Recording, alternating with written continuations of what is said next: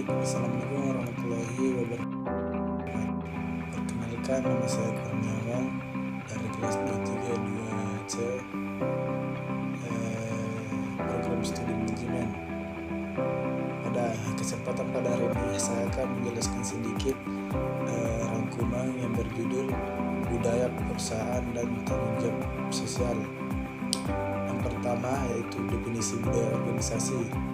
Budaya organisasi juga diartikan sebagai nilai-nilai dan norma perilaku yang diterima dan dipahami secara bersama oleh anggota organisasi sebagai dasar dalam aturan perilaku yang terdapat dalam organisasi tersebut. Yang kedua, budaya organisasi disebut juga etos bisnis, yaitu suatu kebiasaan atau budaya moral menyangkut kegiatan bisnis yang dianut dalam perusahaan dari generasi ke generasi. Yang ketiga yaitu inti dari etos bisnis adalah pembudayaan akan nilai moral atau prinsip moral yang dianggap sebagai inti kekuatan dari perusahaan kerap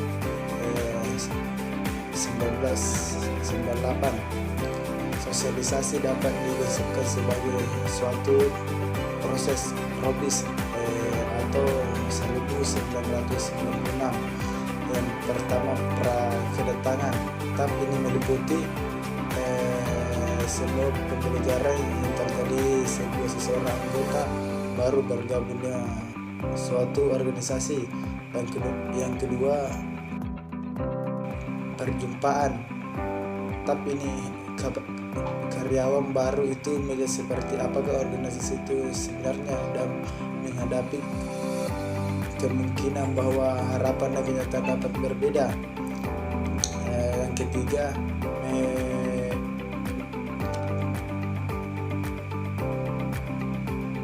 metaporesis.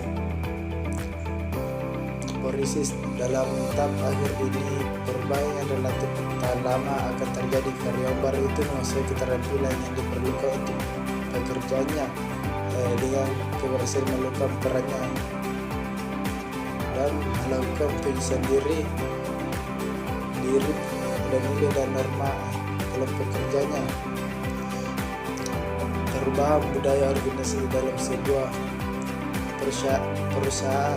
Satu, menentukan etika kerja. Yang kedua, memberikan arah pengembangan bisnis. Yang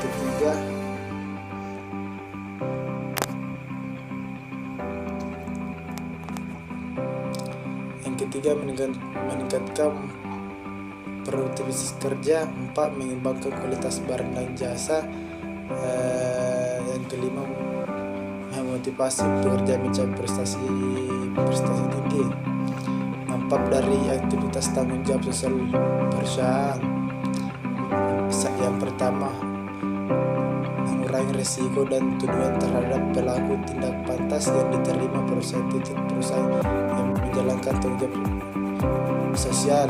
Yang kedua, tanggung jawab sosial perusahaan dapat berfungsi sebagai pelindung yang membantu perusahaan meminimalkan dampak buruk yang diakibatkan suatu krisis.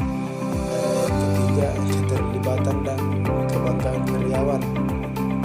Konsep tanggung jawab sosial perusahaan. Yang pertama, aktivitas tanggung jawab sosial perusahaan yang dijalankan sebagai penjalan sukarela atau sifat cerita pada masyarakat di sekitar perusahaan. Yang kedua, kegiatan yang dilakukan sebagai upaya menjalin hubungan baik dengan anggota masyarakat sehingga dapat mengurangi efek negatif yang ditimbulkan karena kegiatan perusahaan. Ketiga, tujuan program jawab sosial perusahaan berkaitan keberlanjutan jangka panjang tersebut. Jadi kesimpulannya, keberhasilan akan bergantung pada pengetahuan dan pemahamannya yang sangat dalam tentang budaya organisasi. Ketiga budaya diterapkan dan diterima, dia dapat menjadi alat yang mampu bagi diri untuk mengkomunikasikan keyakinan.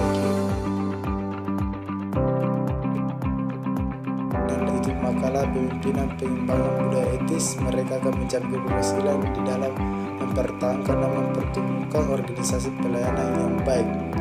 Itulah yang saya sempat sampaikan di bidang